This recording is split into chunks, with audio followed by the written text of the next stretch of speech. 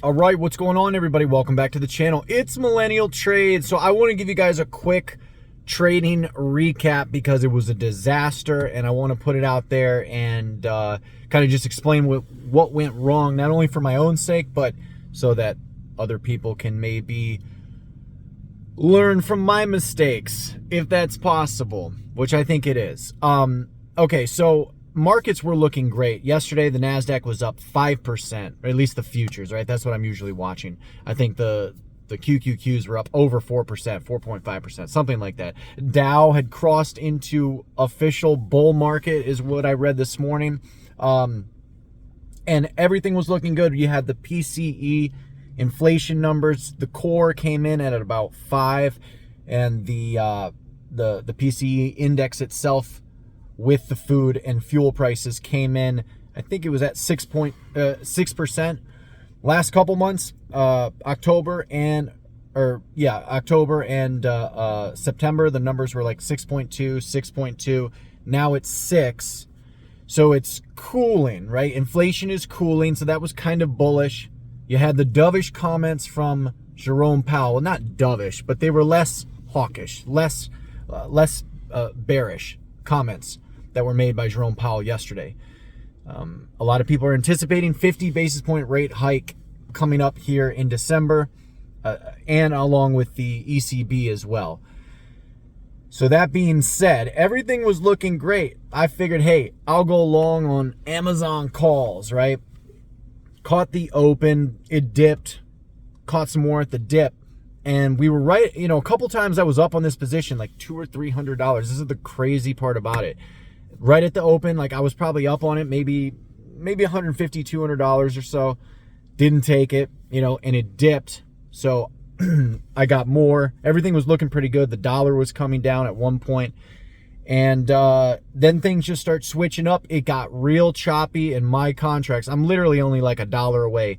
I had the $77 calls, but it's stuck like right at $76.50. Won't go any further than that. And it just sort of chopping around.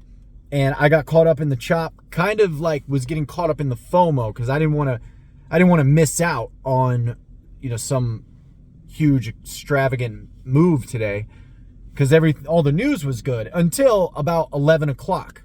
And that's when the manufacturing data came out.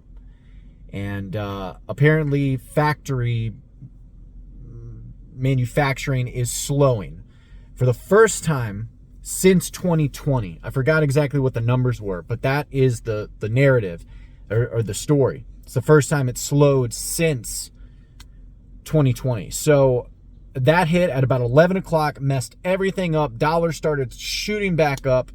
It was very frustrating. So I kind of just held into this position way too long. I could have sold $300 down. I could have sold $700 down after I was down like $1,500 and it came back up. And I had way too much into the trade, right? Way too much into the trade. Was holding like 30 contracts, which is ridiculous.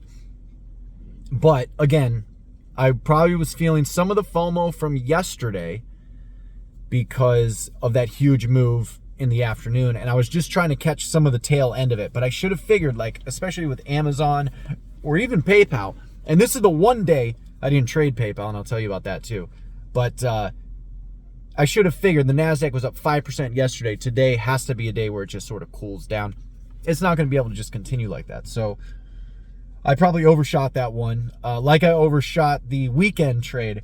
So on the week, we're down about $1,900, maybe a little bit less than that, because we were down $1,900 on Monday, came back from that 2 days later, and now we're down $1,900 again. So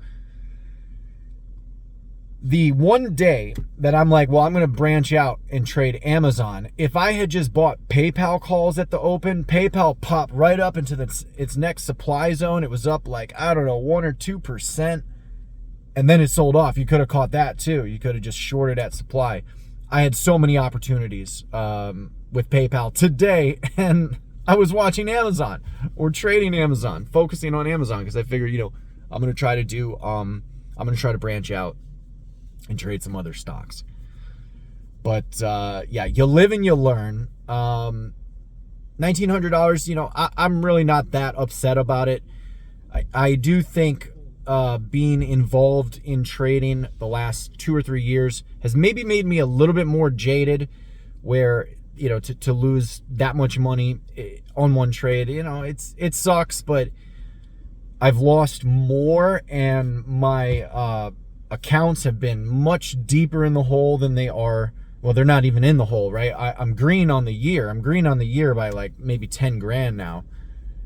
So we got to keep it that way, which we will. We'll definitely keep it that way. You know, but I was down 3,500 because somebody asked me this in the comment section, how much money, like, or how, they asked me like what I started with and how much I'm up on the year. As far as my cash, I started with like $300 again back in August and built that up, you know, probably to over 10 grand now. Of course, I've made deposits into my bank, so that's not all in my trading account. But I was down 3,500. So you got to remember that. It took me August and September to get that back. And then by October, November, I'm up. It's over 10 grand. It's way over 10 grand. It's probably like 12 grand. You know, so to lose 1,900 sucks, but, you know, I'm a thousandaire. I'll have to be more careful. I'm going to have to really be more precise in these choppy markets. I don't know if the market's going to rally. I'm not particularly bullish or bearish like into December. I have no idea. You know, but I think I just need to really manage risk a lot better this next month so that we can stay super green on the year by not sizing up. I've been sizing up, honestly. You know, 30 contracts on one trade. Whoo! But anyways, there it is. If you want to see the official numbers or whatever, go and follow me on Instagram at Millennial Trades. And as always, until next time, I'll see you on the next video.